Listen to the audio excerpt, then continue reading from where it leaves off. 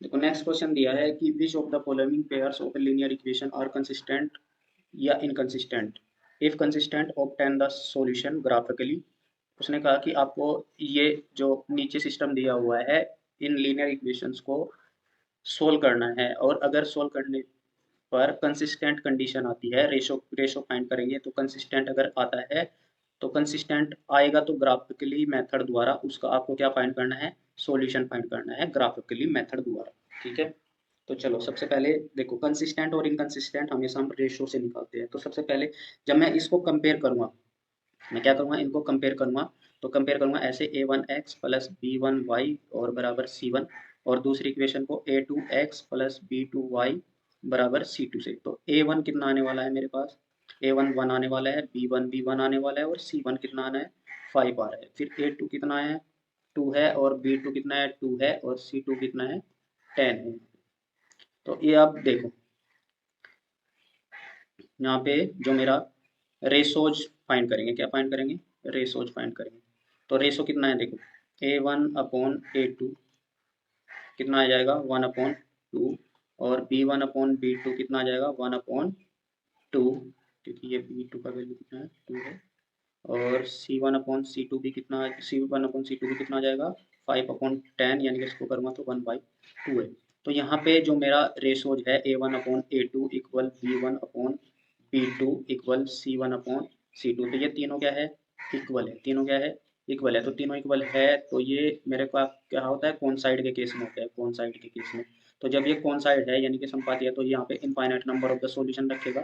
तो infinite number of the solution यानी कि infinite number of the intersection point होंगे। तो यहाँ पे मेरे को क्या मिलेगा, कंसिस्टेंट मिलेगा। क्या मिलेगा, कंसिस्टेंट। तो अगर मेरे को कंसिस्टेंट मिल रहा है तो कंसिस्टेंट के केस में मेरे को क्या निकालना है, ग्राफिकली मेथड द्वारा इसका सॉल्यूशन फाइंड करना है। तो चलो ग्राफिकल मेथड द्वारा इसको सोल्व करते हैं। तो दोनों इक्वेशंस को एक बारी फिर लिख लेते हैं। देखो x plus Y equal to 5 और 2x plus 2y equal to 10। This is the equation number A and this is the equation number B. ठीक है, तो देखो ग्राफ बनाने के लिए हमेशा x इक्वल टू ही लिख लो दोनों चीज़ों को। तो अगर मैं इसको y को राइट साइड में लेके जाऊँ तो ये आ जाएगा 5 माइनस वाई। ठीक है, और इस इक्वेशन नंबर 2 को अगर मैं लिखूँ तो 2x इज इक्वल टू, इसको राइट साइड लेके जाओ 10 माइनस 2y। तो यहाँ से x का जो वैल्यू आएगा वो कितना आने वाला है, अगर मैं इसको इस इक्वेशंस को क्या करूँ 2 से डिवाइड कर दूँ तो ये आएगा 10 माइनस 2y/2। तो देखो यहाँ से ऊपर से 2 कॉमन ले लो, तो 2 कॉमन लेने के बाद यहाँ पे कितना आ जाएगा 5 आ जाएगा, और 2 से 2 कट जाएगा ये, तो 5 माइनस कितना आएगा y। तो ये देखो ये इक्वेशन नंबर कितनी है बी। तो अब आप ध्यान से देखो equation number A and equation number B, जो सिंप्लीफाई इक्वेशन ए है और सिंप्लीफाई इक्वेशन बी है, दोनों क्या है, इक्वल है। क्योंकि यहाँ पे कौन साइड है ना, तो कौन साइड के केस में दोनों इक्वेशन कैसे कैसे आने वाली है, इक्वल ही आने वाली है। तो किसी एक का मैं ग्राफ प्लॉट करूंगा तो दूसरे का ऑटोमेटिक प्लॉट हो जाएगा। ठीक है, तो मेरे को ओनली कौन सी इक्वेशन प्लॉट करनी है, मेरे को प्लॉट करनी है only x is equals to 5 minus y, यानी कि x plus Y equal to 5। ये इक्वेशन मेरे को ग्राफ में प्लॉट करनी है। ठीक है, चलो देखो अब इसको ग्राफिकली द्वारा सोल्व कर लेते हैं। ग्राफिकली द्वारा कैसे सोल्व करेंगे, ऐसे प्लॉट करेंगे x और y, किसी एक इक्वेशन को ही मेरे को प्लॉट करना है। तो इक्वेशन ए है मेरे पास, ये x इक्वल टू कितना है 5 माइनस वाई। ठीक है, इसमें y बराबर कितना रखने वाला हूँ मैं, 0 रखने वाला हूँ। तो जब मैं y बराबर 0 रखूंगा तो यहाँ पे y बराबर 0 रखूंगा तो x का वैल्यू कितना आने वाला है 5 आने वाला है। अब इसके ठीक अपोजिट जब यहाँ पे x बराबर 0 पुट करूंगा तो y का वैल्यू भी कितना आने वाला है, y बराबर भी देखो जहाँ पे 0 पुट करूँ तो 5 माइनस वाई आ जाएगा। तो इसको 5 को इधर लेके आओ तो y बराबर कितना आ जाएगा 5 आ जाएगा, y बराबर कितना आ जाएगा 5 आ जाएगा। तो ये भी आ जाएगा 5। तो अब देखो मेरे को पॉइंट ड्रॉ करनी है। तो यहाँ पे सबसे पहले मेरे को पॉइंट ड्रॉ करना है 0,5, सॉरी 5,0, यानी कि x एक्सिस पे 5 चलना है। तो ये 5, कितना होगा 0 होगा, 5,0। ऐसे ही मेरे को अब प्लॉट करना है 0,5, तो 0,5 ये होगा पॉइंट। तो ये हो गया मेरा 0,5। मैंने लाइन पहले ही बना दिया इसकी। ठीक है, लाइन मैंने क्या कर दिया पहले ही बना दिया और मैंने क्योंकि इसके जो पॉइंट है ना ये 5,0 और 0,5 ये पॉजिटिव है ना, ये प्लस के है, तो इसलिए ये फर्स्ट कोऑर्डिनेट में ही आने वाला है। ये फर्स्ट ये क्योंकि इसमें दोनों प्लस रहते हैं, इसमें प्लस माइनस, तो मैंने पहले ही लाइन ड्रॉ कर दी थी। ये इस ऐसे ही लाइन आने वाली है। तो ये जो लाइन आएगी देखो ये लाइन आएगी, ऐसे ही दूसरी लाइन आने वाली है सेम। ठीक है, ऐसी क्या आने वाली है दूसरी लाइन आने वाली है। तो अब देखो इसका जो सॉल्यूशन हो गया infinite number of the solution. देखो इक्वेशन है मेरे पास x is equals to 5 - y, ठीक है। अब y जो होता है ये एक वेरिएबल होता है जो कि आर्बिट्रेरी होता है, आर्बिट्रेरी यानी कि यहाँ पे क्या है, अननोन है, यानी कि हम इसको ज्ञात नहीं कर सकते यहाँ पे y को। तो y का वैल्यू कोई भी आर्बिट्रेरी वैल्यू रखना पड़ेगा। सपोज करो मैं y का वैल्यू सबसे शुरू में मैं y का वैल्यू 1 ले रहा हूँ। क्या ले रहा हूँ? 1 ले रहा हूँ। तो x का वैल्यू कितना आ जाएगा?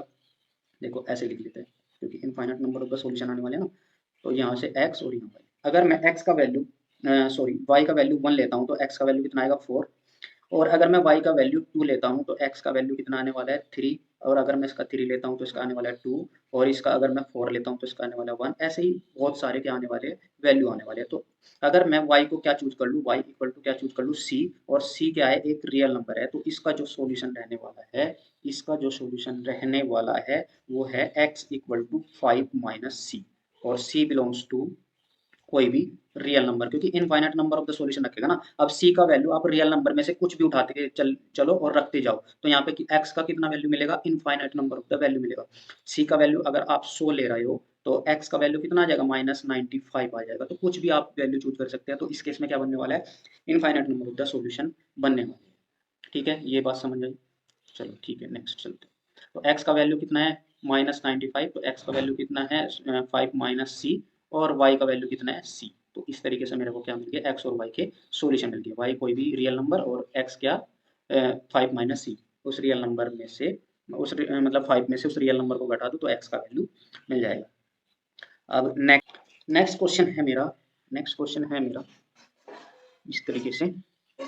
इन्होंने गिवन है कि आप डायरेक्ट रेशो निकालो यहाँ से A1/A2। देखो कितना आएगा, x का कोफिशिएंट फर्स्ट इक्वेशन में और सेकंड इक्वेशन में x का ही कोफिशिएंट, तो 1/3। B1/B2 कितना आएगा 1/3। देखो कैसे, -1/-3, तो ये भी कितना आने वाला 1/3। और C1/C2 कितना आने वाला है 8/16, यानी कि ये 1/2 आने वाला है। ठीक है, तो यहाँ से A1, यहाँ से A1/A2 A1/A2 इक्वल है B1/B2 के और नॉट इक्वल टू है C1/C2। तो ये केस कब होता है, देखो ये कौन सा केस है, ये केस है मेरा पैरेलल। कौन सा केस है, पैरेलल। तो पैरेलल के केस में मेरे को नो सॉल्यूशन मिलता है, क्योंकि दोनों ही लाइंस एक दूसरे के पैरेलल होती है तो कोई कुछ भी सॉल्यूशन नहीं मिलेगा ना उधर। तो ये क्या रहेगा, नो सॉल्यूशन रहेगा। तो इस केस में क्या रहेगी, इनकंसिस्टेंट। तो ये दोनों लाइंस क्या रहने वाली है, ये दोनों लाइंस क्या रहने वाली है, इनकंसिस्टेंट है। ठीक है, तो इनकंसिस्टेंट है ये लाइंस। तो हमें ग्राफिकली मेथड द्वारा इसका सॉल्यूशन निकालना ही नहीं है, क्योंकि सॉल्यूशन ही नहीं देता ना। तो जब सॉल्यूशन ही नहीं देता तो ग्राफिकली मेथड से कहाँ से सॉल्यूशंस मिल जाएगा। तो इसलिए उसने बोला है कि अगर कंसिस्टेंट होगा तो सॉल्यूशन निकालो, अदरवाइज नहीं निकालो। ठीक है, तो आंसर हो जाएगा इनकंसिस्टेंट और नो सॉल्यूशन। ठीक है, नेक्स्ट चलते हैं। नेक्स्ट आपको गिवन है और यहाँ से आप डायरेक्ट आप कंपेयर कर सकते हैं। तो A1/A2 यानी कि पहली इक्वेशन में x का कोफिशिएंट और दूसरी इक्वेशन में x का कोफिशिएंट, यहाँ से आ जाएगा 1/2। ऐसे B1/B2 कितना आ जाएगा, ये आ जाएगा 1/-2। ठीक है, क्योंकि यहाँ पे देखो y का जो कोफिशिएंट है वो कितना है 1 है। जिसके पास कोई कोफिशिएंट दिखाई नहीं देता तो उसका कोफिशिएंट क्या होता है 1, यानी कि जिसका कोई नहीं उसका मालिक 1। ठीक है, सबका मालिक 1। ठीक है, तो ये आ जाएगा मेरे पास C1/C2 इक्वल टू -6, माइनस से माइनस कट जाएगा 3/2 आ जाएगा। तो यहाँ पे देखो A1/A2 इक्वल नहीं है B1/B2, इक्वल नहीं है C1/C2 के। तो ये तीनों ही केस में क्या है, नॉट इक्वल टू है। तो जब ये तीनों ही केस में नॉट इक्वल टू है तो हमें तो सिर्फ दो स्टार्टिंग के रेशो से मतलब रहता है। अगर ये नॉट इक्वल टू हो गया तो इंटरसेक्ट होगा। तो इंटरसेक्ट है, ये इंटरसेक्ट के फॉर्म में क्या होता है, इंटरसेक्ट यानी कि प्रतिच्छेद करते हैं एक दूसरे को। तो जब एक दूसरे को प्रतिच्छेद करते हैं तो मेरे को यूनिक सॉल्यूशन मिलता है। कैसा सॉल्यूशन मिलता है, अद्वितीय हल। अद्वितीय मतलब सिंगल, एक ही सॉल्यूशन, एक ही सॉल्यूशन मिलेगा, इसके अलावा और कोई सॉल्यूशन नहीं मिलेगा।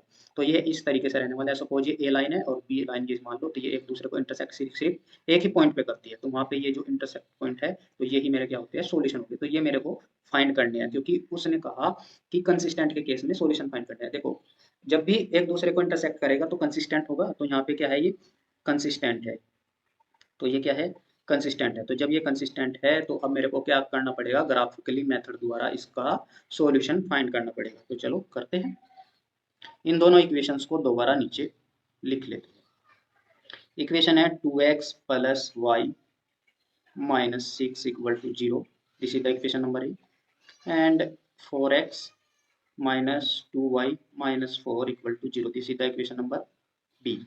इसको सिंप्लीफाई करके लिख लेते हैं। अगर मैं यहाँ से 2x इक्वल टू लिखूँ तो इन दोनों को राइट साइड लेके जाऊँ तो राइट साइड में आ जाएगा 6 माइनस वाई, तो x का वैल्यू आ जाएगा यहाँ से 6 minus Y upon 2, this is the simplify equation ए।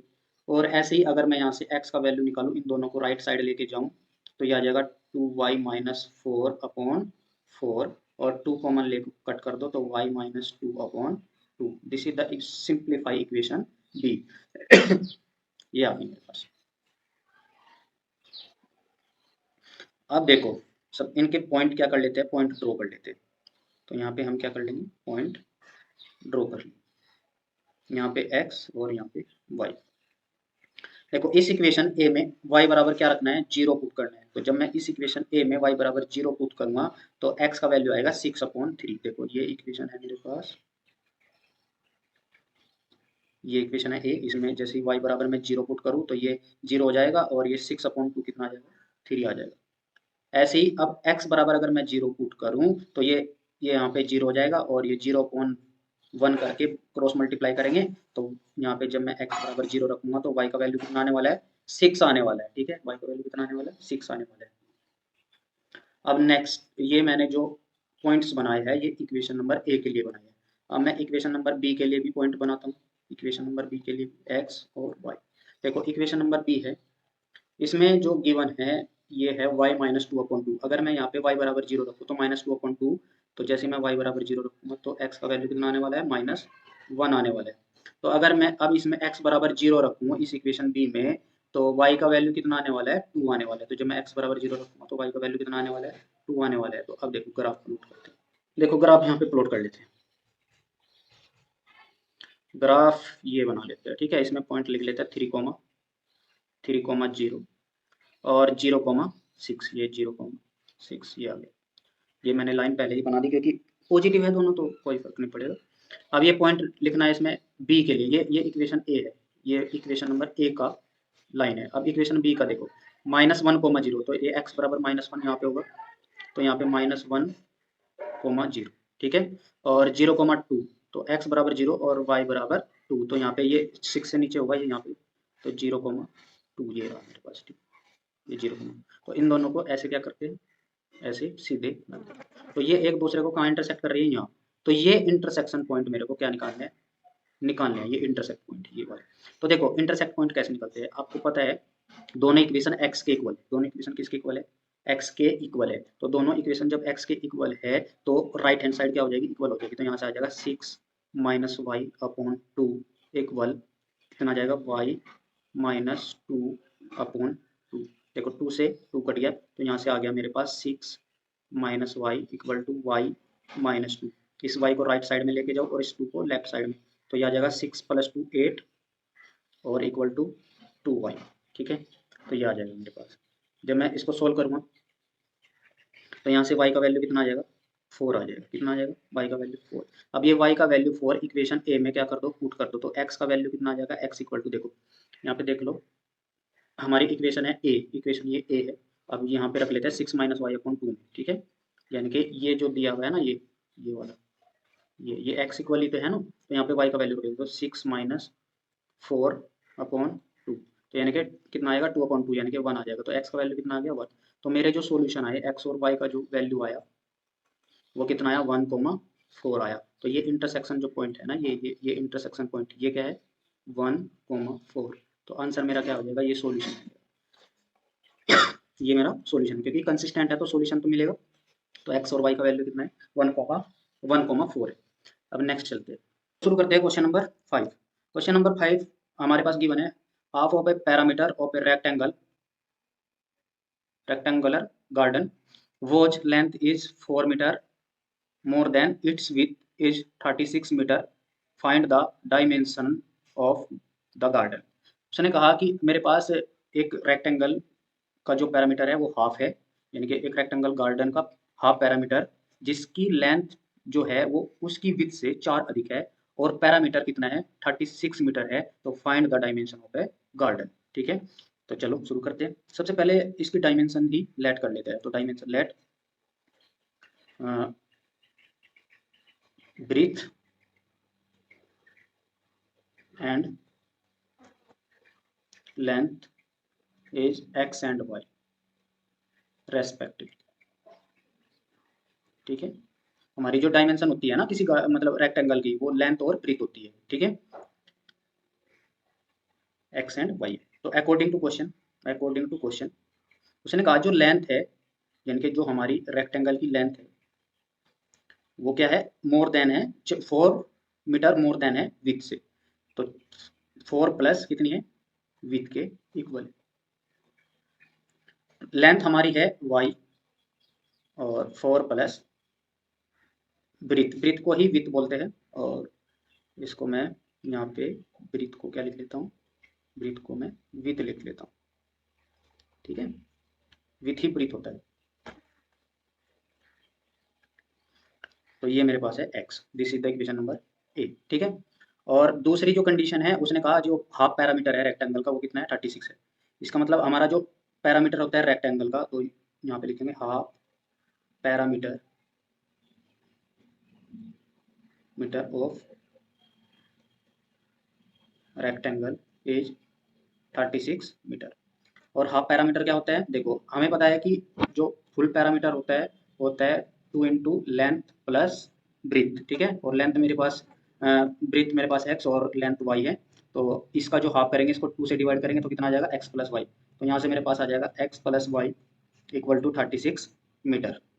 तो this is the equation number B. ये मेरे पास इक्वेशन नंबर क्या आ गई, बी आ गई। अब इन दोनों इक्वेशन और इक्वेशन ए और इक्वेशन बी का सॉल्यूशंस फाइंड करना है। तो सॉल्यूशन जो फाइंड करेंगे हम किस मेथड से करेंगे, ग्राफिकली मेथड द्वारा हम इसको सोल्व करेंगे।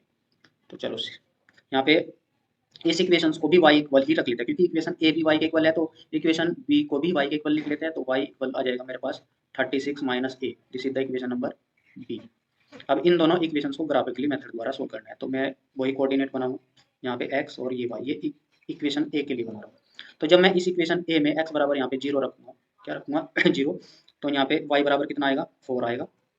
और जब मैं y बराबर 0 रखूँगा, यहाँ पे y बराबर 0 रखूँगा, तो x यहाँ पे राइट लेफ्ट साइड में आएगा, तो ये -4 हो जाएगा क्योंकि उधर पॉजिटिव है। तो ये मेरी कोऑर्डिनेट आगे 0,4 और दूसरा है सॉरी y का वैल्यू 4। ठीक है, और ये आ गया -4,0। ये मेरे पास ये लाइन आ गई।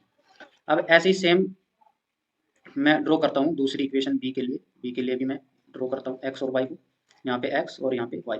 तो सबसे पहले मैं x का वैल्यू 0 ले लेता हूँ इक्वेशन नंबर बी में। जैसे मैं यहाँ पे x बराबर 0 पुट करूँगा, तो y का वैल्यू कितना आएगा, 36। और जैसे मैं y का वैल्यू 0 पुट करूँगा, तो इसका भी वैल्यू कितना आने वाला है, 36 ही आने वाला है। ठीक है, क्योंकि ये इधर जाके पॉजिटिव हो जाएगा, तो ये वैल्यू कितना आ जाएगा, 36। तो इसके जो पॉइंट आए ये आ गए मेरे पास 0,36 एंड 36,0। तो अब मैं ये ग्राफ इसमें प्लॉट करता हूँ। देखो ग्राफ प्लॉट करना है तो पहले मैं इक्वेशन बनाता हूँ पहली ए इक्वेशन के लिए। तो 0,4 प्लॉट करना है, तो 0 मतलब x का वैल्यू 0, y का वैल्यू 4। तो ये यहाँ पे पड़ेगा कहीं पे, तो यहाँ पे लिख लेता हूँ 0,4, क्योंकि y बराबर 4 है ना। और -4,0, तो ये इस साइड में पड़ेगा, क्योंकि ओरिजिन से इस साइड में निगेटिव और इस साइड में पॉजिटिव होता है। तो यहाँ पे सपोज मार्क कर लेते हैं -4,0। अब दोनों इन लाइन्स को क्या कर लेते हैं, मिला देते हैं, इन पॉइंट्स को मिला देता है। तो ये जो ए स्ट्रेट लाइन जा रही है, ये मेरी कौन सी लाइन है, ए लाइन है, जिसको मैं बोल रहा हूँ y बराबर 4 प्लस एक्स। ठीक है, अब मैं दूसरी वाली लाइन को ड्रॉ कर रहा हूँ। दूसरी वाली लाइन है 0,36, सपोज 36 यहाँ पे है, 36 यहाँ पे है। तो ये 36,0 पहले प्लॉट कर लेते हैं, ये सेकंड वाला। तो 36,0 और 0,36, तो इससे ऊपर आएगा कहीं पे, सपोज करो यहाँ पे है 0,36 ये है। तो इन दोनों पॉइंट को ऐसे मिला देते हैं, ये ऐसे मिला देते हैं, ये सपोज करो ये पॉइंट यहाँ ना होके यहाँ पे है। ठीक है, तो ये मेरा ये लाइन, तो ये जो एक दूसरे को ये इंटरसेक्ट कर रहा है, ये वाला। ठीक है, ये जो इंटरसेक्ट कर रहा है, ये इंटरसेक्शन पॉइंट मेरे को फाइंड करना है। तो इंटरसेक्शन पॉइंट कैसे फाइंड करते हैं, देखो दोनों इक्वेशन ही y के इक्वल है। दोनों इक्वेशन किसके इक्वल है, y के इक्वल है। तो जब लेफ्ट हैंड साइड इक्वल है, तो राइट हैंड साइड ऑटोमेटिक क्या हो जाएगी, इक्वल हो जाएगी। ठीक है, तो यहाँ पे लिख लेता हूँ मैं इन दोनों इक्वेशंस को दोबारा यहाँ पे उतार लेता हूँ। इक्वेशन है मेरे पास, एक इक्वेशन है y equal to 4 plus x, ये है y equal to 4 plus x, और एक है y equal to 36 minus x. This is the equation A and this is the equation B. ठीक है, अब देखो ये दोनों इक्वेशन अगर ऐसा होता है कहीं y बराबर a है और y बराबर सपोज करो y बराबर m है और y बराबर n है, तो दोनों ही अगर लेफ्ट हैंड साइड बराबर हो तो राइट हैंड साइड ऑटोमेटिक क्या हो जाती है, इक्वल हो जाता है। m बराबर कितना हो जाता है, n हो जाता है। तो यहाँ से भी क्या आ जाएगा 4 प्लस एक्स इक्वल टू कितना आ जाएगा 36 माइनस एक्स, ये x इस साइड में जाएगा और ये 36 इधर आ जाएगा। तो यहाँ से आ जाएगा 4 माइनस 36 इक्वल टू 2x, ठीक है ना, कितना 2x माइनस का 2x ना, ठीक है। तो ये आ जाएगा, इसको डिवाइड करेंगे -32 अपॉन -2x, इससे इसको कट करो 2 से इसको डिवाइड करो 36 को, तो x का वैल्यू कितना आ गया 16 आ गया, x का वैल्यू कितना आ गया 16 आ गया। और अब मेरे को y का वैल्यू फाइंड करना है, किसका वैल्यू फाइंड करना है, तो x का वैल्यू ये किसी एक इक्वेशन में रख दो, यहाँ पे रख देते हैं, ठीक है। तो y का वैल्यू कितना आ जाएगा, देखो 16 प्लस 4 यानी कि 20, तो y का वैल्यू कितना आ गया 20 आ गया। तो मेरा जो x जो मैंने माना था, x क्या माना था मैंने, x माना था मैंने ब्रीथ यानी कि विथ, और लेंथ मैंने माना था y, ठीक है। तो मेरे पास विथ कितना आ गया, विथ आ गया मेरे पास 16 और लेंथ मेरे पास आ गया 20, ठीक है। विथ यानी कि चौड़ाई और लेंथ यानी कि लंबाई, यानी कि उस रेक्टेंगल यानी कि ये जो मेरा रेक्टेंगल है, इस रेक्टेंगल की जो लेंथ है वो कितनी है 20, ये वाली है यहाँ से लेके यहाँ तक की, क्योंकि ये दोनों इक्वल होती है आमने सामने की। और ये जो है मेरे पास ये मेरी क्या होती है, विथ होती है यानी कि चौड़ाई। तो ये कितनी आई मेरी 16 आई, ठीक है, कितनी आई 16 आई। अगर मैं इन दोनों को ऐड करूँ तो किसके बराबर आएगा 36 के बराबर आएंगे, जो कि उसने कहा कि उसका जो हाफ पैरामीटर है वो किसके बराबर है 36 के बराबर है। एक्स प्लस वाई किसके बराबर है 36 की। तो वो जो मेरे इंटरसेक्शन पॉइंट आए ग्राफ में वो कितने आए इंटरसेक्शन पॉइंट कौन कौन से आए ग्राफ में, ये मेरी लाइन थी और ये थी, और एक लाइन किस तरीके से थी, एक लाइन किस तरीके से थी, एक लाइन ऐसी थी यहाँ से। तो ये जो इंटरसेक्शन पॉइंट है मेरे ये है 16 कोमा, ठीक है, ये मेरे पॉइंट है। चलो तो मेरा आंसर आ जाएगा, आंसर आ जाएगा लेंथ इक्वल टू 20 और ब्रीथ यानी कि width equal to 16, this is the answer. चलो देखो क्वेश्चन नंबर 6, क्वेश्चन नंबर 6 है given the linear equation 2x plus 3y minus 8 equal to 0, write another linear equation in two variable such that the geometry representation of the pair so form is, first है intersecting line parallel line और कौन side है। उसने कहा कि हमने पास एक linear equation दी हुई है, तो हमें एक दूसरी इक्वेशन लिखनी है, right another linear equation in two variable, यानी कि दो वेरिएबल्स की एक दूसरी इक्वेशन लिखनी है सच दैट ऐसा हो कि उसका geometry representation of the pair इस फॉर्म का हो कि पहली जो लाइन हो वो इंटरसेक्ट करे और दूसरी जो है ये लाइन है, ये लाइन उस दूसरी लाइन के साथ क्या रहे पैरेलल रहे, और तीसरी क्या है कौन साइड रहे, क्या रहे कौन साइड रहे। तो तीनों केस मेरे को बनाने हैं, ठीक है। देखो तो सबसे पहले मैं इस इक्वेशन को ही उतार लेता हूँ जो ऊपर लिखी हुई है। तो इक्वेशन लिखी है 2x plus 3y minus 8 equal to 0, ये मेरे पास लिखी हुई है। अब मैं दूसरी इक्वेशन में यहाँ पे इसको कंपेयर कर लेता हूँ a1x b1y और प्लस c1 बराबर 0। तो जैसे मैं कंपेयर करूँगा तो a1 का वैल्यू मेरे पास आ जाएगा 2 और b1 का 3 और c1 का वैल्यू आ जाएगा -8। अब मैं दूसरी इक्वेशन लेट कर लेता हूँ जो इनके साथ इन तीन कंडीशन को रिप्रेजेंट करे, वो मैं मान लेता हूँ a2x plus b2y plus c2 equal to 0, this is the equation number B जो मेरे को निकालनी है हर एक केस में। तो सबसे पहले मैं लिख लेता हूँ फॉर इंटरसेक्ट कंडीशन, यानी कि जो प्रतिच्छेद की कंडीशन है, प्रतिच्छेद होने की जो शर्त है वो क्या है, प्रतिच्छेद शर्त। ये देखो क्या है, इसमें जो रेशो होता है a1/a2 वो नॉट इक्वल होना चाहिए b1/b2 के, और c1/c2 से हमें कोई मतलब नहीं, वो इक्वल हो चाहे ना हो, ठीक है। बस ये मेरे को शुरू की दो कंडीशंस को फॉलो करना है, ठीक है। तो चलो फॉलो करते हैं।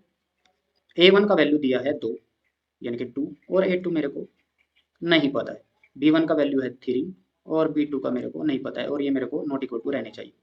देखो मैं इनकी मल्टीप्लाई कर लेता हूँ तो ये आ जाएगा 2 into b2 not equal to 3 into a2, clear है। देखो ये कभी भी इक्वल नहीं होने चाहिए, तभी तो इंटरसेक्ट होगा। तो अगर मैं b2 का वैल्यू 3 ले लूँ और इधर a2 का वैल्यू कितना चूज कर लूँ 2 चूज कर लूँ, तो ये देखो ये क्या हो जाएगा, अगर मैं इफ देखो b2 बराबर कितना चूज कर लूँ, b2 बराबर मैं चूज कर लेता हूँ 3 और a2 बराबर मैं कितना चूज कर लेता हूँ 2, तो यहाँ पे 6 बराबर कितना हो जाएगा 6, जो कि ऐसा होना नहीं चाहिए। इसका मतलब यह है कि बी टू की वैल्यू 3 नहीं होनी चाहिए, ए टू की वैल्यू 2 नहीं होनी चाहिए। इसके अलावा बी टू की वैल्यू 1/3 नहीं होनी चाहिए और ए टू की वैल्यू 1/2 भी नहीं होनी चाहिए, क्योंकि अगर मैं यहाँ पे 1/2 रखूँगा, बी टू की वैल्यू, सॉरी ये गलत हो गया, गलत हो गया, बी टू का वैल्यू 1/2 नहीं होना चाहिए और ए टू का वैल्यू 1/3 नहीं होना चाहिए। अगर मैं यहाँ पे 1/2 रखूँगा तो 2 से 2 कट जाएगा, तो यहाँ पे 1 इक्वल टू इधर 3 इंटू 1/3 रखूँगा तो कितना आ जाएगा 1, तो 1 इक्वल टू 1 हो जाएगा। तो इस केस में भी क्या रहना चाहिए, नॉट इक्वल टू रहना चाहिए, क्योंकि मैं इंटरसेक्टिंग कंडीशन लेके चल रहा हूँ और इंटरसेक्टिंग कंडीशन ये कहती है कि रेशो जो है मेरा वो क्या रहना चाहिए, नॉट इक्वल टू रहना चाहिए। तो नॉट इक्वल टू कब रहेगा, इन दो कंडीशंस को छोड़ के आप ए टू और बी टू का वैल्यू कुछ भी चूज करें, आपका ये क्या रहेगा, हमेशा नॉट इक्वल टू रहेगा। तो आप कोई भी चूज कर लो इन दोनों वैल्यू को छोड़ के। तो मैं बी टू का वैल्यू 1 चूज कर लेता हूँ, बी टू बराबर 1, और ए टू बराबर भी कितना चूज कर लेता हूँ, 1 चूज कर लेता हूँ, क्योंकि ये तो मैं चूज कर सकता हूँ। तो क्योंकि देखो अगर मैं बी टू का वैल्यू 1 रखूँ यहाँ पे और ए टू का वैल्यू 1 रखूँ तो 2 नॉट इक्वल टू 3 रहेगा, तो यही मेरे को लेके चलना है। तो अब ये जो बी टू और सी टू का कुछ भी वैल्यू, सी टू का भी आप 1 ही ले लो, ठीक है ना, क्योंकि सी टू का तो कोई रेस्ट्रिक्शन नहीं है ना, इंटरसेक्ट में शुरू के 2 ही तो रेशियो देखा जाता है। तो अब देखो जो मेरी नई इक्वेशन आई, इसमें ए टू का वैल्यू भी मिल गया, बी टू का भी मिल गया और सी टू का भी मिल गया। तो मेरी जो नई इक्वेशन मिलेगी मेरे को यहाँ से, ए टू यहाँ पे मिलेगी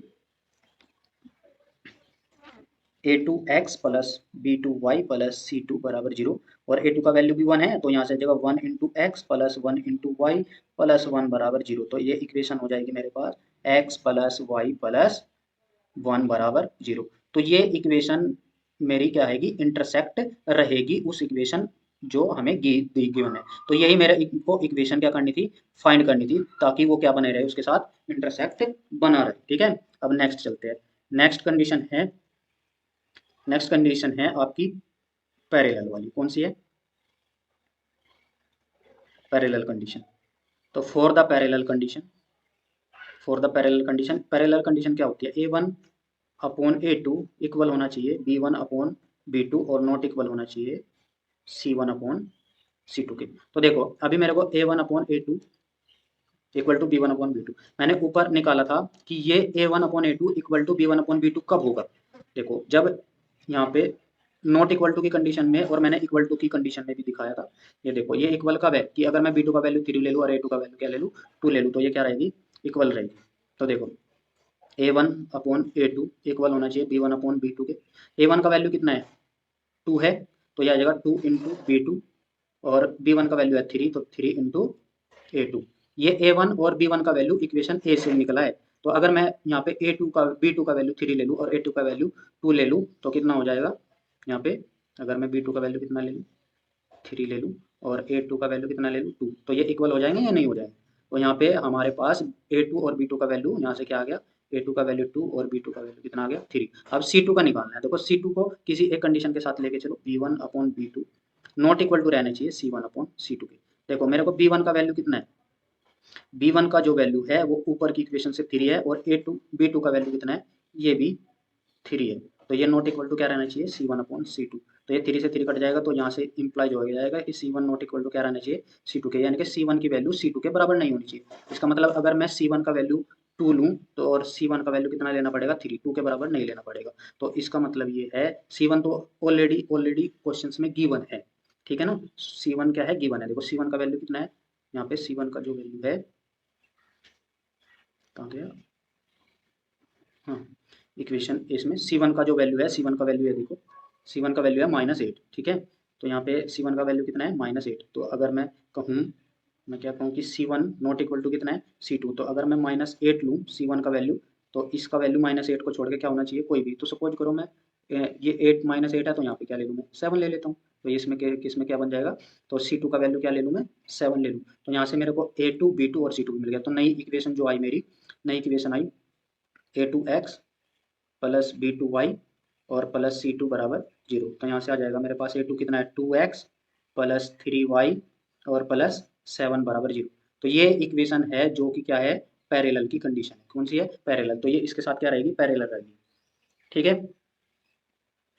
अब नेक्स्ट रह गया मेरा, देखो नेक्स्ट है मेरा ये, इस इक्वेशन को कौन साइड केस में लिखना है, किस साइड में लिखना है, कौन साइड के केस में लिखना है। तो कौन साइड के केस में इस इक्वेशन को लिखने के लिए देखो चलते हैं 2x प्लस 3y माइनस 8 बराबर 0, यहाँ पे सोल्व कर लेते हैं। इक्वेशन है 2x प्लस 3y माइनस 8 बराबर 0, ये है। तो इसको मेरे को कौन साइड, इसकी एक अनोदर लाइन लिखनी है जो कि कौन साइड रहे, ठीक है, यानी कि समपाती रहे। तो आपको मैंने बताया है कि अगर मेरे को L2 लिखना हो तो सम नंबर ऑफ L1 लिखना पड़ेगा। तो इस इक्वेशन ए को किसी एक नंबर से मल्टीप्लाई कर दो, किसी भी नंबर से। तो सपोज मैं 2 से मल्टीप्लाई कर लेता हूँ, तो 2 से अगर मैं मल्टीप्लाई करूँ, देखो 2 into 2x plus 3y minus 8 बराबर 0, तो यह आ जाएगा 4x प्लस 6y माइनस 8 16 बराबर 0, ठीक है ना। तो ये मेरे पास आ जाएगा 4x प्लस 6y माइनस 16, ये मेरी इक्वेशन L2 है। तो इस इक्वेशन L2 के लिए और इस इक्वेशन L1 के लिए ये क्या रहेंगे, L1 और L2 क्या रहेंगे, कौन साइड रहेंगे। L1 और L2 क्या है इस केस में, कौन साइड है। तो कौन साइड के केस में जो दूसरी इक्वेशन मेरे को सेलेक्ट करनी है वो हमेशा किस तरीके से सेलेक्ट करनी है, मल्टीपल ऑफ L1 सेलेक्ट करना है।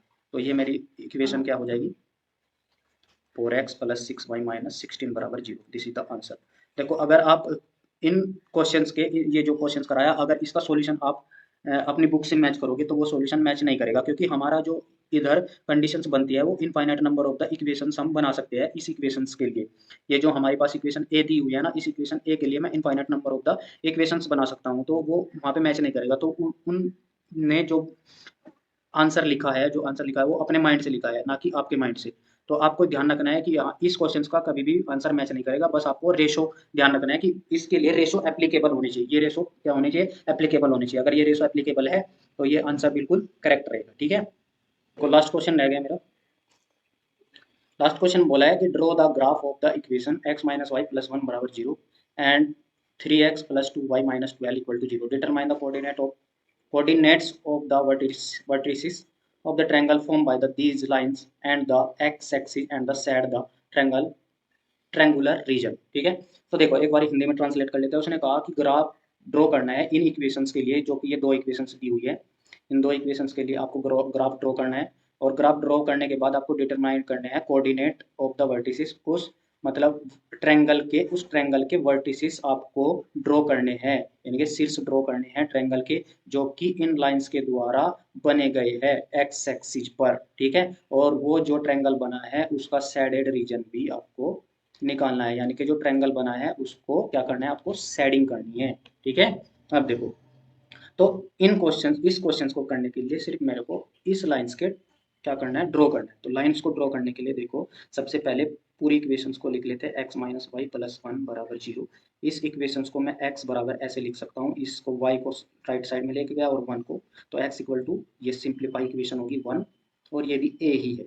सेकेंड इक्वेशन है मेरी b को मैं कैसे लिख सकता हूँ, 3x plus 2y minus 12 equal to 0। मैं इसको x इक्वल लिखना चाह रहा हूँ। देखो x इक्वल कैसे लिखूँ, इन दोनों टर्म को राइट साइड में लेके जाओ। राइट साइड में जैसे लेके जाएंगे तो ये 12 माइनस का था, ये प्लस का हो जाएगा, और ये 2y माइनस का, और अपॉन में कितना आ जाएगा, 3 आ जाएगा। तो ये सिंप्लीफाई इक्वेशन क्या है, b, ये a है। तो अब मेरे को अलग अलग इन दोनों क्वेश्चंस के क्या करने हैं, पॉइंट ड्रॉ करने हैं, ठीक है। तो पॉइंट ड्रॉ करता हूँ, देखो कैसे ड्रॉ करेंगे, ये x और ये y। सबसे पहले मैं इस इक्वेशन में y बराबर 0 पुट करता हूँ। तो जैसे इस इक्वेशन में यहाँ y बराबर 0 पुट करूँगा तो x का वैल्यू कितना आएगा, -1 आएगा। अब मैं यहाँ पे x बराबर 0 पुट करूँगा, इस इक्वेशन में यहाँ x बराबर 0 पुट करूँगा तो y का वैल्यू कितना आ जाएगा, 1 आ जाएगा, ठीक है।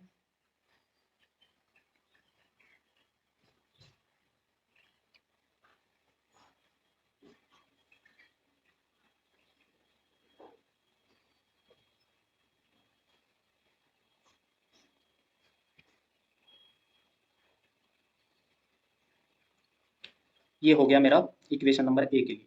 अब इक्वेशन नंबर बी के लिए भी पॉइंट ड्रॉ करना है, ये x और ये y। सबसे पहले मैं y बराबर 0 इस इक्वेशन में पुट करता हूँ, तो जैसे मैं इसमें करूँगा तो ये पूरा 0 हो जाएगा, तो ये आ जाएगा 12/3 यानी कि 4। अब मैं इसमें यहाँ पे x बराबर क्या रखूँगा, 0 रखूँगा। इस इक्वेशन में x बराबर क्या रखूँगा, 0, तो ये आ जाएगा 0 बराबर 12 माइनस 2y/3। इसके अपॉन एक करके क्रॉस मल्टीप्लाई करेंगे तो ये आ जाएगा 3, इधर मल्टीप्लाई में हो जाएगा तो ये 0 बराबर कितना आ जाएगा, 12 माइनस 2y। तो यहाँ से सिंप्लीफाई करेंगे तो 2y बराबर 12 और y का वैल्यू आ जाएगा 6। तो y बराबर 6 और x बराबर 0। तो ये मेरे पास पॉइंट आ गए 4,0 और 0,6, ये मेरे पास दो पॉइंट आ गए। अब इन पॉइंट्स को क्या करना है, मेरे को ग्राफ में ड्रॉ करना है। तो मेरे को ड्रॉ करना है इन पॉइंट को। पॉइंट्स क्या है, पॉइंट्स है -1,0 और 0,1। तो ये पॉइंट्स मेरे को क्या करने हैं, ड्रॉ करने हैं इक्वेशन नंबर ए के लिए। तो -1,0 कहाँ पड़ेगा, यहाँ पे पड़ेगा -1,0 और 0,1 ये है मेरा। तो इन दोनों लाइंस को क्या कर दो, एक दूसरे से मिला दो। तो ये लाइंस क्या हो जाएगी मेरी, ये वाली लाइन है मेरी x इक्वल टू वाई -1। ठीक है। अब दूसरी लाइन है मेरी 3x प्लस 2y।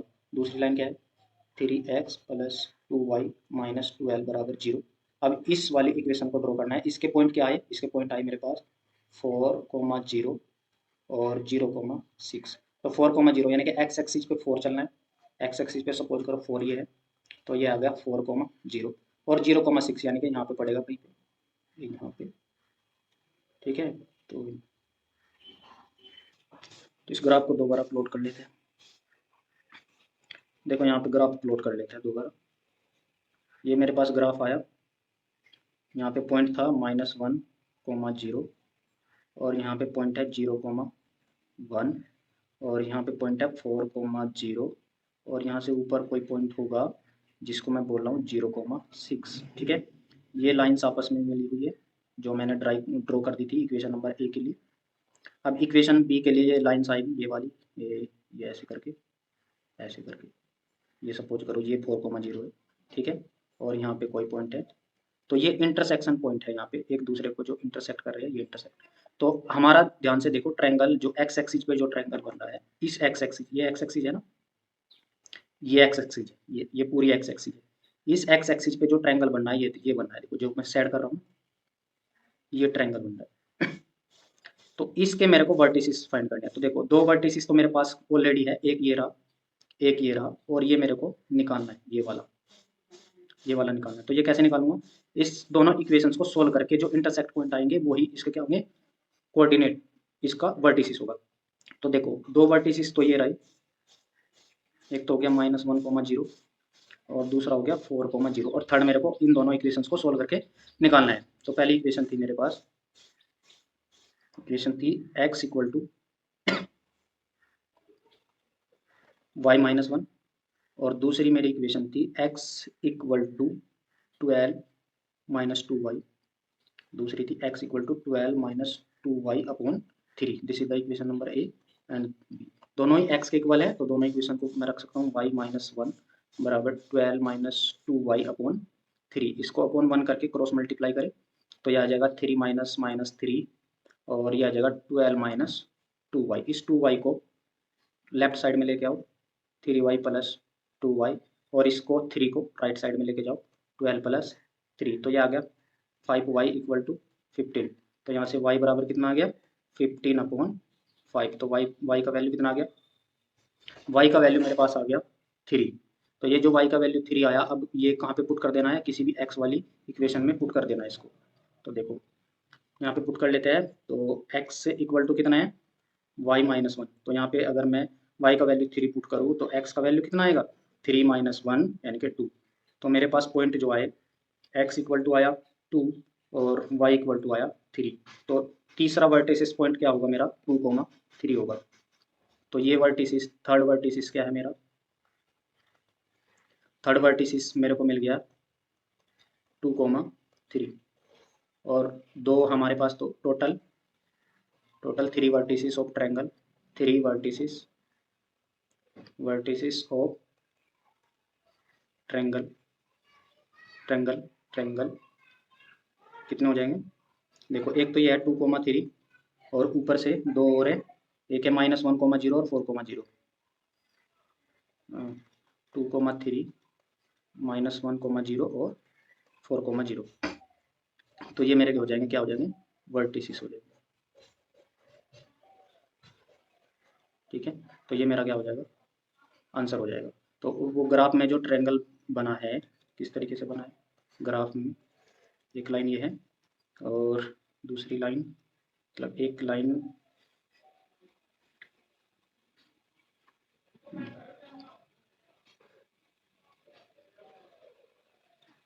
और एक लाइन ऐसे है। तो ये सैडेड रीजन जो है ये मेरा क्या है, ट्रायंगल का सैडेड रीजन।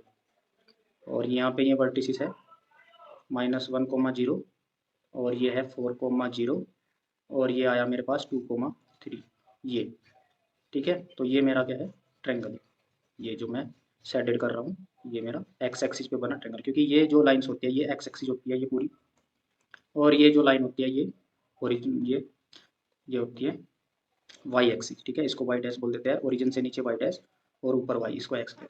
देखो ओरिजिन से हमेशा इस साइड में निगेटिव वैल्यू लेते हैं और ओरिजिन से हमेशा इधर पॉजिटिव वैल्यू लेते हैं, ठीक है, ये निगेटिव। और ओरिजिन से हमेशा वाई एक्सिस पे ऊपर पॉजिटिव लेते हैं और नीचे नेगेटिव वैल्यू लेते हैं। इस तरीके से हम कंसीडर करते हैं पूरे ग्राफ। तो हमारा ये हो जाएगा। तो थैंक यू।